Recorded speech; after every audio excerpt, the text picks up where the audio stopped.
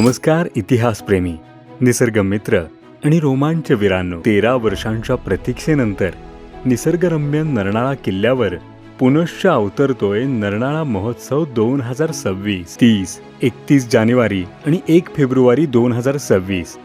नरनाळा परिसर 3 दिवसांच्या या सोहळ्यात अनुभवूया